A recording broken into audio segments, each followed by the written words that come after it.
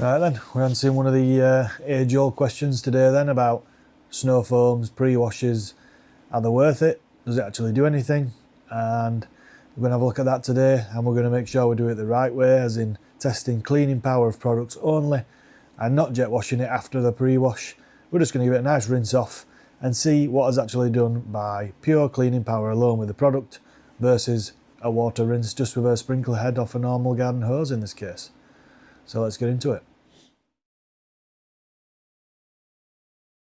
So you'll see a lot of these sort of snow foam videos, do they work, do they not? And I think one of the things that you often see is, can you tell if it's actually working or not if they're using a pressure washer to do a rinse after they've already foamed or pre-washed? It depends what product they're using. So in a lot of cases what they do then, they'll pre-wash the car dry, as you should do, to try and get that best lift, of the dirt and get that sort of best cleaning power that's available to you in that case. If you always go on dry, that certainly helps, instead of pre-wetting the car or pre-washing the car with water only. For today, we're talking them, 99% of cases where you're doing a pre-wash or a snow foam onto a dry car, and then you're going to see how effective that is.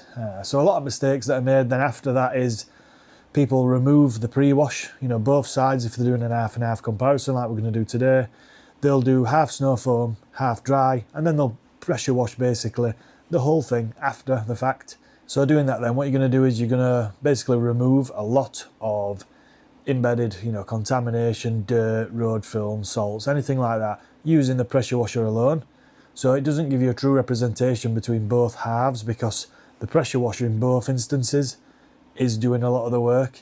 So what you might see is a very negligible difference in doing that between the snow foam side and the side that's just being left basically, because you're getting more than enough sort of mechanical removal, and that power's coming from your pressure washer.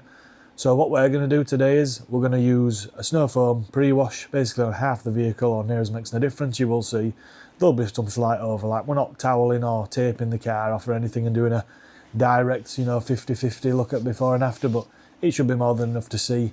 These things generally with naked eye are a lot easier to see than on camera, so we'll try and do the best we can with capturing that. So we're going to snow foam one half, leave the other half, and then what we'll do is we'll just give it a light rinse off basically with the pressure from a garden sprinkler. So just mains water pressure, no sort of pressure washer involved whatsoever.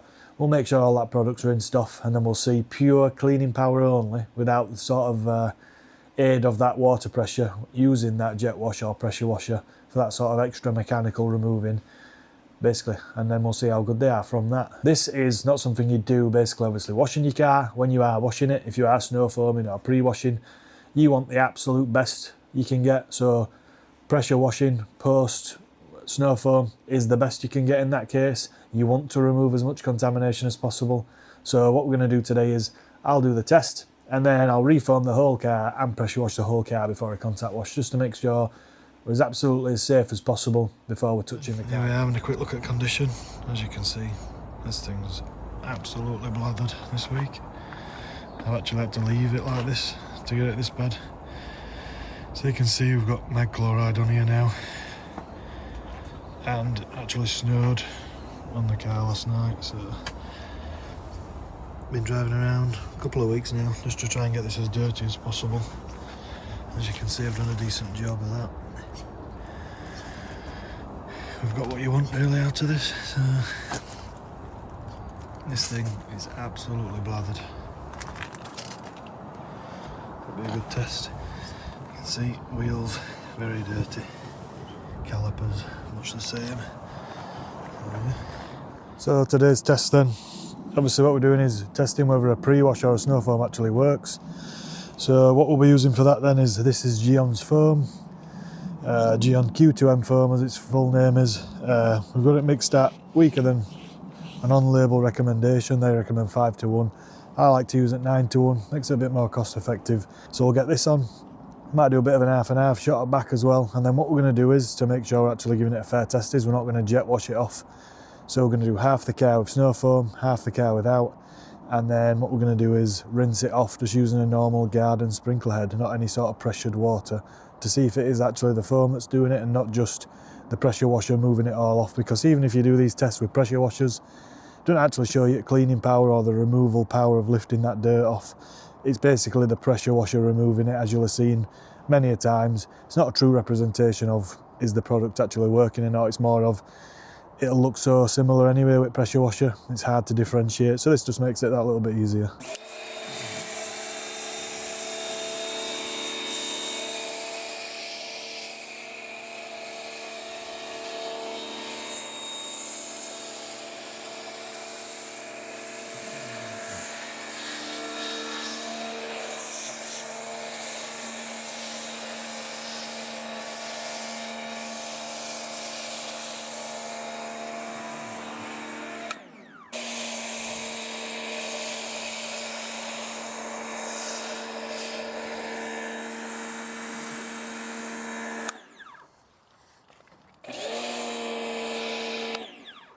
So we've given that a good cover then. You can see, probably used a bit more than we should have done. Maybe a third of it, just doing half a car. But we've tried to split it best we can. It's not going to be 100%, but even still, should be good enough. We'll let that have proper dwell time now, and then we'll get the head to rinsing it with the normal sprinkler head. So we have just gone back over that bit then. As you can see, it's not a definitive line, but you can see roughly where it has and hasn't been. Like I said, because we're not pressure washing it, it should be a lot more obvious as to whether we're getting any cleaning power or not. Sometimes it can blur lines a bit between pressure washer, obviously remove a lot of the sort of dirt that's directly on top of the paint, and maybe give you a bit of a misrepresentation as to how much your product's actually doing. So this should give us a better idea. There is a bit of dirt visible. I can sort of take you and have a look at that. Not sure if how well you can see that on camera, but you can see like here, it is pulling visible dirt off into this foam all across this back end here, especially off these sides. Right, so we've got the normal garden hose and sprinkler head set up then. Just got on a normal sprinkle setting, no pressure really whatsoever. This has been on a good 5 minutes now, it's actually started to dry, so we need to get this off and we'll see results from that, what it looks like.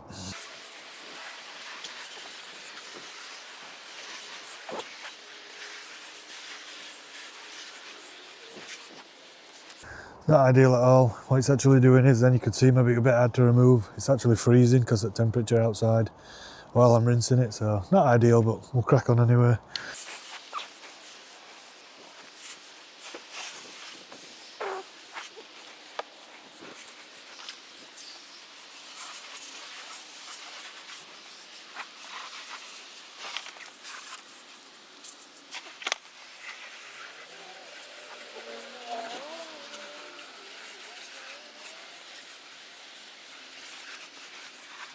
Right, so that's us snow foamed and rinsed off. What we might do, which I absolutely hate doing, obviously it's not good for your paint at all, or any painted parts. Just have a quick wipe test, and then we'll compare it to this side over here. You can see the difference. So it is becoming more and more clear then, the visual difference between those as it's continuing to dry off.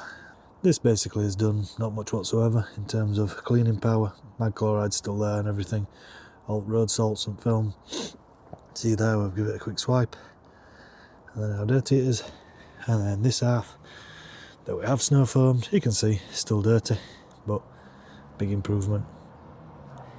So what we're going to do now then, we've clearly seen the difference between the pre-wash or the snow foam and then the side without, giving it a rinse off with no pressure. We're going to get it out, rest at car. We'll give it another foam, we'll give it a proper rinse off with pressure washer, we'll get into his contact wash, and then we'll see what it's like after that.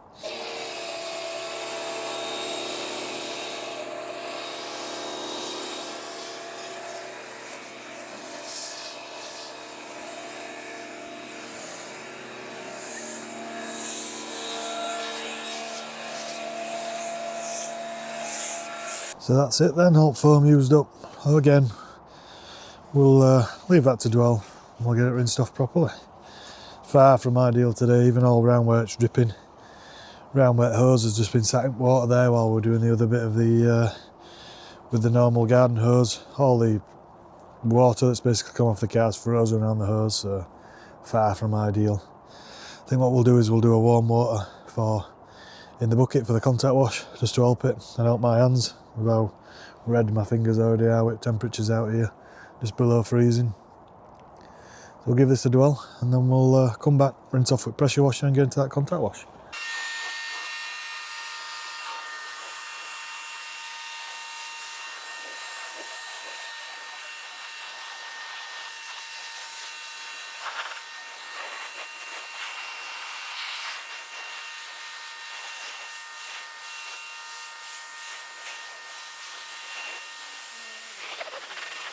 Right, so not ideal at all. Again, snow foam's freezing all over the car, even as you're rinsing it off one side to the other. It's refreezing, as you could probably see, without windows or any cracks, creases, crevices or anything. So far from what you'd want for washing. See, don't know how well that shows up on camera. Hands are red raw. Right, we're going to go ahead then, get these wheels cleaned, and then we're going to get onto a contact wash with some nice warm water for today. Try and save my hands.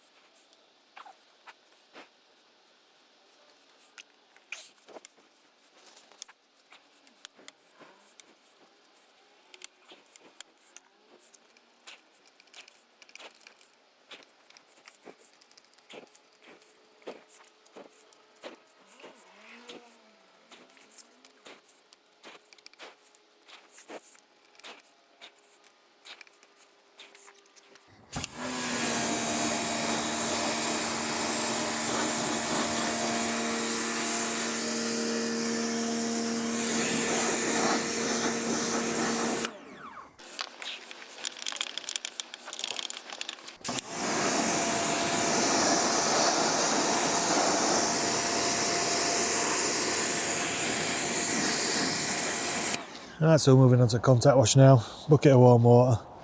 Try and help my hands a little bit. We'll get on with that, see how it goes.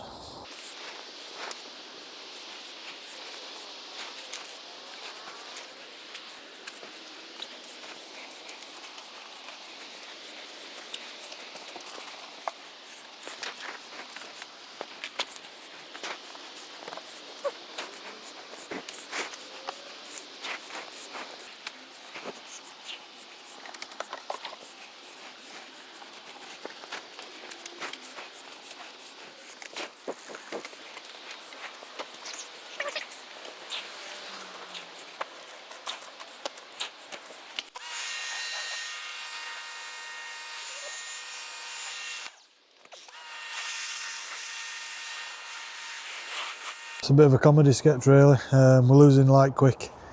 It's that cold out, as I'm having to jet wash each panel to blow ice off it, then wash it, then rinse it off again straight away to make sure it's soaping drying on there. So not ideal by any means, but we've got it done all the same.